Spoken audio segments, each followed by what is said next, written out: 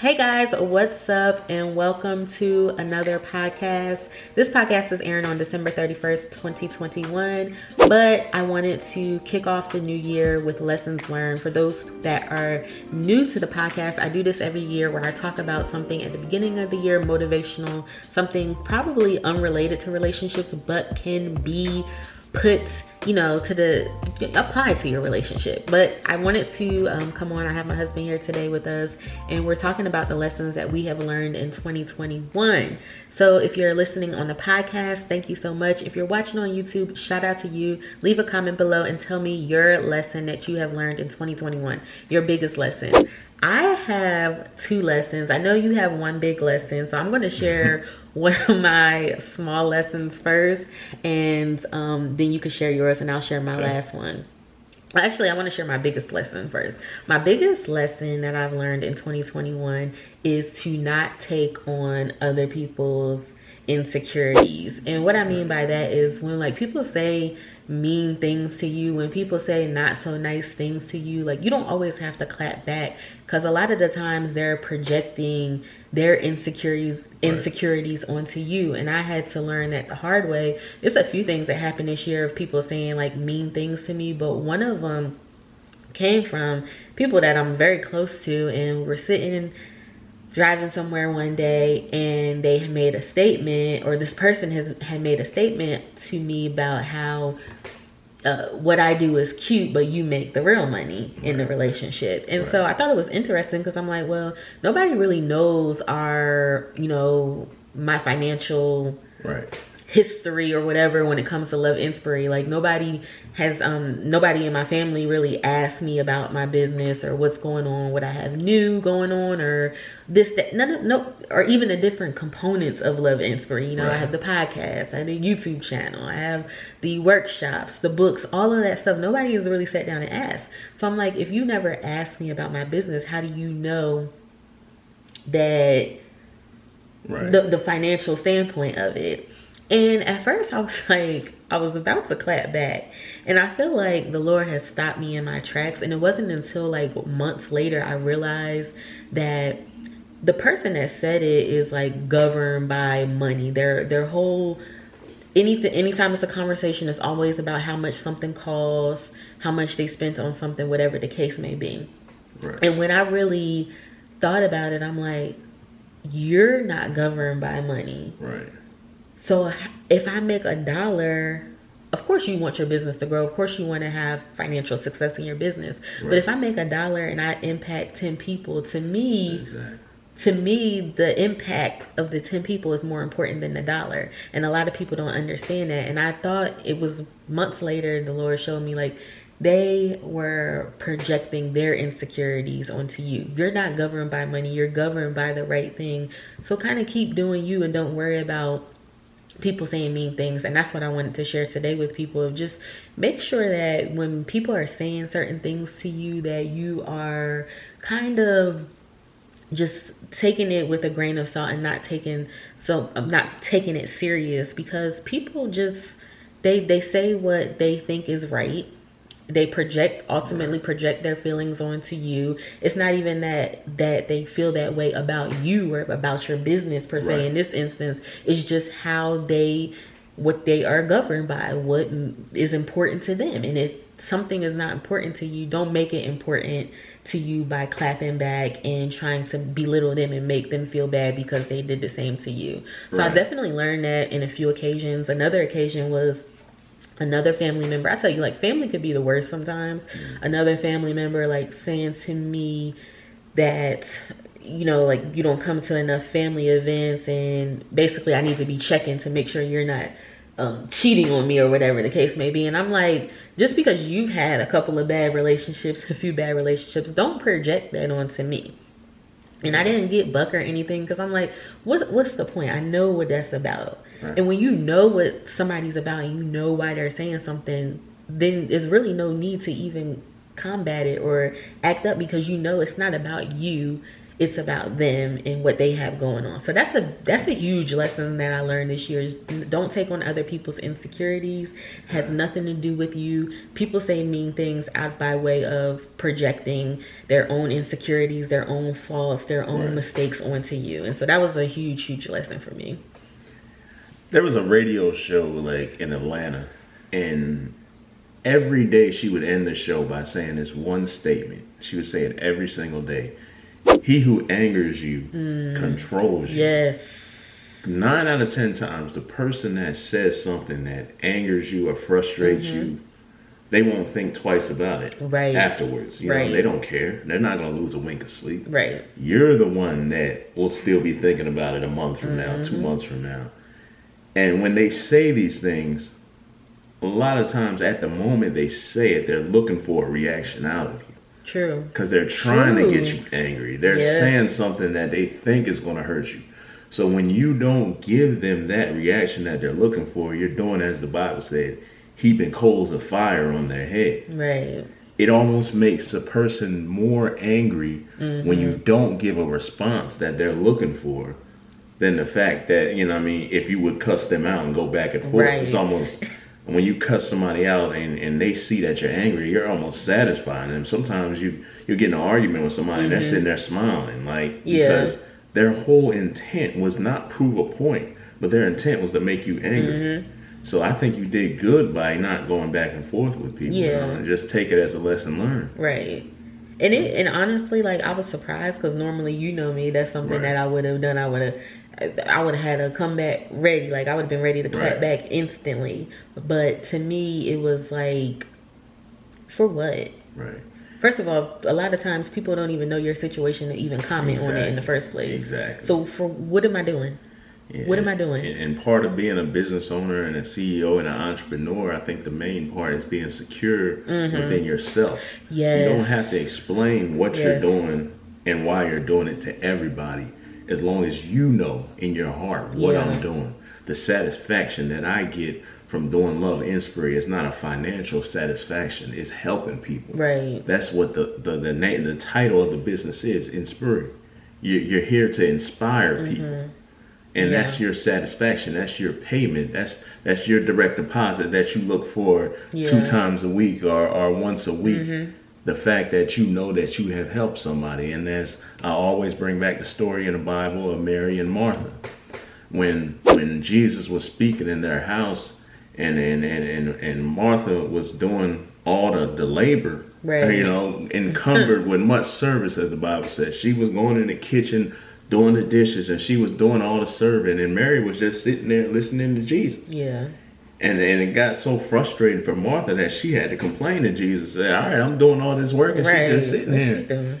And Jesus said, let her alone, because she's doing the good part. And it won't be taken away from her. And I always tell you that one day, you know, the Lord will bless the desires of your heart as far as the business. Right. But He's already blessing you with what you sought out to do.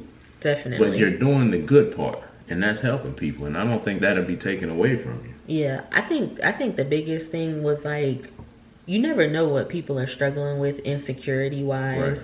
So it just, especially like if you don't know something and you don't know people's struggles, it just behooves you to not say anything, you know, to not make certain comments like that, especially when you don't know anything about nothing. Exactly. Yeah.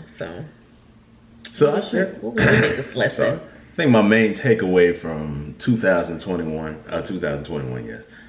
Sometimes the things that we learn in life, our main lessons in life, are things that we always already knew, things that we always heard every day, things that we always recite every day, and if in my case, things that you may preach every Sunday. Right. But there's going to come a point in your life, and it may be towards the end of your life. The old folks used to always say, you'll understand it better by and by, or say things like, oh, keep on living. There's going to come a situation in your life where you're going to learn a valuable lesson by the things you go through. Yes. Not just the things you read. I mean, you can read books and books and books, but until you actually go through something, then you have like a true experience that you can build off of. Right. And in 2021, I think I've learned this in 40 I want to say 41st chapter of the book of Isaiah. It says, fear not, for I am with you. There are so many dangers in life that we'll never know about, that God keeps from us, but he delivers us on a daily basis. Right. If we saw every obstacle and every time we were in trouble that God delivered, we'd probably be scared to leave the house. Exactly. So many people are scared to get on an airplane because they know the dangers of what could happen. Right. If they fly and the plane crash. But yet when we get in the car, we're constantly in danger. We don't know that the person next to us is really drunk. Right. We don't know that the person coming up on parallel to us is sleeping. Yeah. And could be falling asleep behind the wheel. We don't know that, but God knows it. And when he delivers us from these things, it's a blessing. That's why I always pray. When I pray, I say, Lord, I thank you for the dangers that you kept me from, those that were seen and those that were unseen. Unseen, yes. So in 2021, I've learned this. First, I learned it from COVID. Yeah. COVID is something that I lost my mother to. Right. COVID is something that, what are we, in the millions now of people that have died? Hundreds of thousands of people in this country alone have died from this. So when you get it, you don't know how you're going to get along. Right. You take the vaccine, you take it with hope, but you don't know. You don't know what your body is going to react to. So I thought I just had a cold, and I talked to you, and you kept telling me I should go get tested. Yeah. And I was like, I know my body. I know my body. Just a runny nose, this and that. But everybody's body reacts different to COVID. Right. So I thought about it, and I thought about the fact that I had to go to church that night. And I have older members in my congregation. I didn't want to put them at risk. So sure enough, I went and got tested. The test came back positive. And out of all the people that I had a friend that was almost like a bodybuilder. He was in the hospital. He made the news he was in the hospital so long. And here I was, the highest I got was a 99 temperature. Yeah. A slight headache, slight fever. That's as bad as it got. And I don't credit the vaccine, I credit the Lord. Right. Fear not, for I am with thee. He is with me. He is with the same people that were in the hospital for months and recovered. He was with them too. Right. And the same people that died, he was with them too. You can't lose in life. Yeah. To live is Christ and to die is gain. So I learned a lot from COVID. And then my most recent one that I learned from, it happened, I want to say 2 weeks ago maybe. There were deadly tornadoes in Kentucky. And I deliver in Kentucky for my job. Those that don't know, I'm a truck driver. So, and I work at night. So tornadoes at night are probably one of the most dangerous things there is, because you can't see what's going on. You don't know what's going on around you. So I'm working, I leave the hotel to start my shift, and it's just drizzling. So I'm like, okay, it's not bad. I don't even have a coat. Just have my hoodie on. So as I get to I think the second stop, the rain just starts coming, like the sky just opened up. And when it's that windy, the rain starts to come down sideways. It's like something you've never seen before. And sure enough, I knew when I heard that siren, I was like, all right, that's a tornado siren. So, I mean, I could have Googled it myself, but you know what I mean? I called you just to say, you know what I mean, if something does happen, I'd rather you be the last person I talk to. And sure enough, you Googled it and saw that it was a tornado warning in the area. I mean, at that point, when they tell you it's a tornado warning, there's a tornado in the area. So it's dark, tornado, I don't know what's going on. I hid in the store for a little bit. And once I thought it died down, I started driving again, which was probably a big mistake. Because you're driving into something you don't know what. There was zero visibility. I couldn't see past the hood of my truck. That's crazy. The rain was just coming down. So I pulled over when I couldn't drive anymore and just prayed. And then when I got home, that's when I realized how much God was protecting me. Yeah. When I saw that almost 100 people had died, when I saw the homes that were destroyed in the same towns that I was riding through. Bowling Green, Kentucky is a town that I ride through because I always look at the Corvette Museum when I pass by, and everybody knows I want a Corvette. So I know for a fact I go through Bowling Green, Kentucky every single day. So the Lord was with me. Right. Fear not, as David said in his testimony, yea, though I walk through the valley of the shadow of death, I will fear no evil. So my lesson to y'all today is a lesson that I've learned. Fear not. the dangers that you can see and the dangers you can't see. Fear not and trust God. Yeah, I think I like that lesson. I love that lesson. But you know me, like I'm always a person that like constantly worries, Right. and I ask the Lord to take a certain amount of that away from me. Not too much of it, because I feel like you should have some kind of balance in a relationship. Whereas somebody can be very just matter of fact about things, and I'm more analytical and like, well, this is going to happen in such a, or this not is, but this could happen in such and such amount of time or whatever. Where you are more like, all right, let's just focus on right now, and I'm past right now. Right.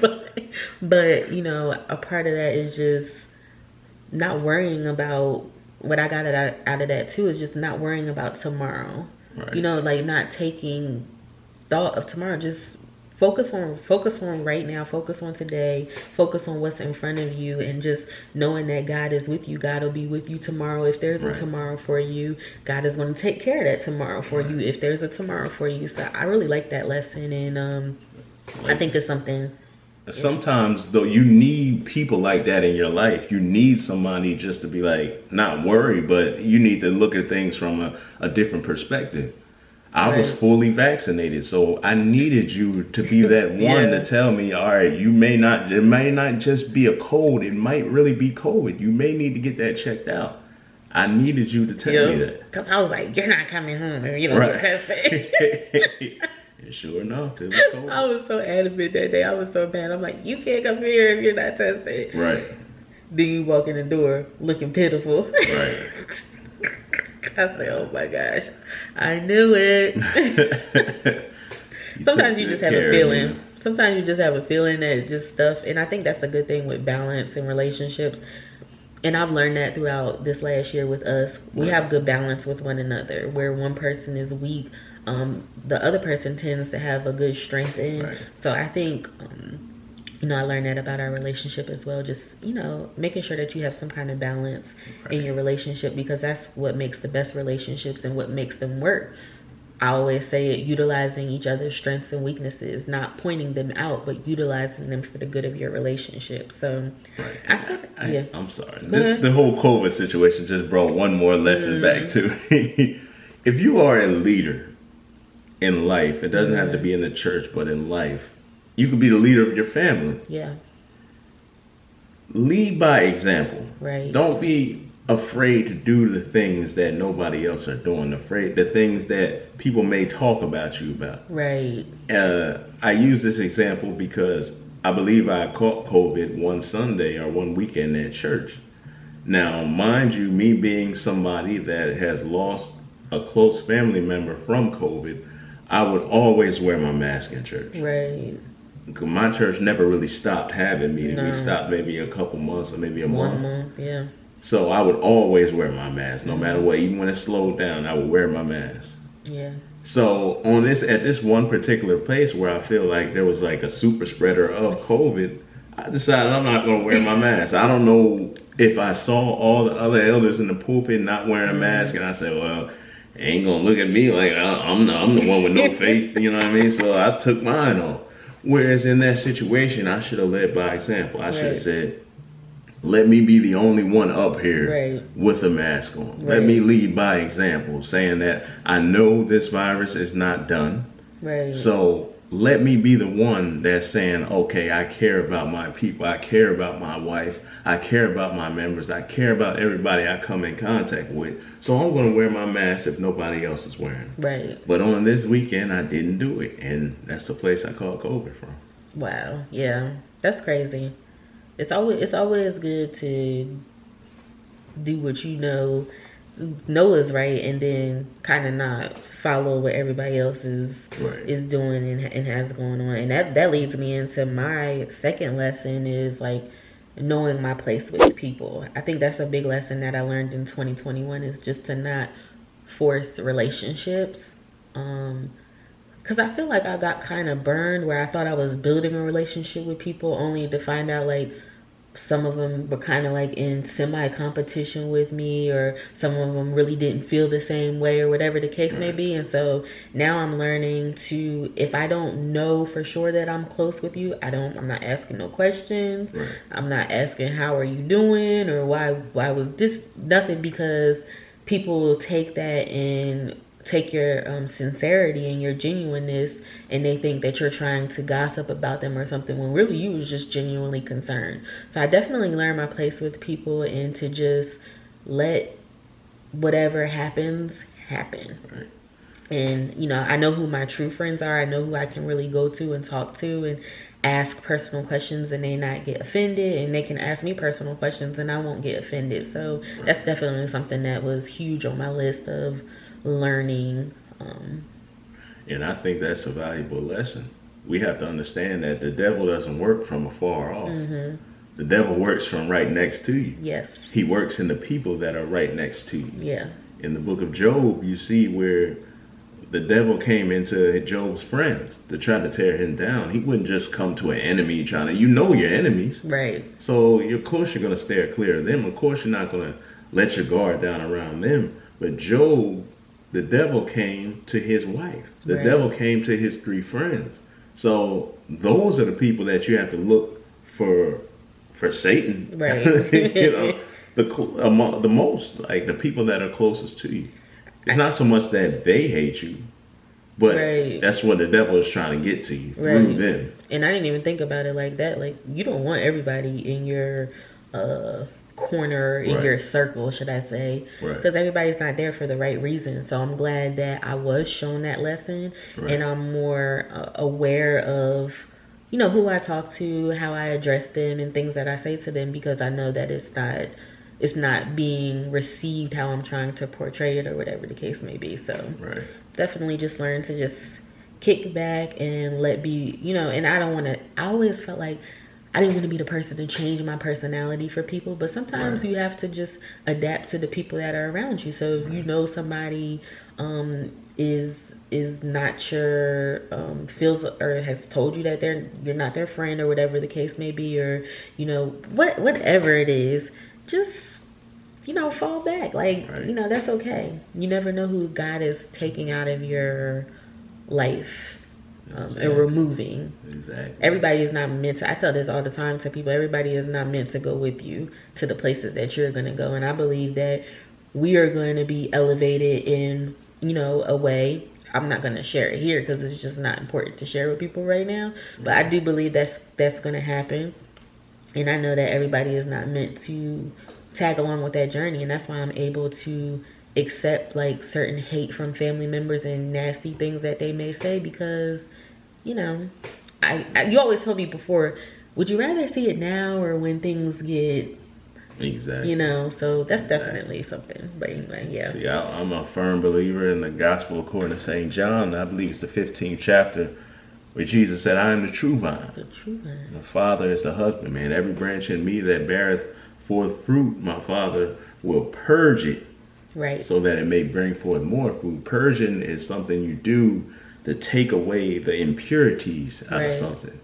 You take away everything that hinders the growth of it. So the Lord will purge us by taking away everything that hinders our growth. And sometimes everything includes everybody. Sometimes people have to be removed from us because they're hindering our growth. They're hindering us from walking like Christ. Amen. So when we lose those people or those things, that's why we can't get so caught up in the things and even the people in life that we lose. Because and ultimately, we have a friend that sticks closer than a brother. We have a friend that we can rely on in Christ that will never leave us nor forsake us. Yes. And if we feel like he's giving us a hard time, it's because this is what we need. He will give you exactly what you need, not all the things that you want. Although he's able to supply your wants, he will give you exactly what you need. And I think that's a great way to end the show. God will give you what you need.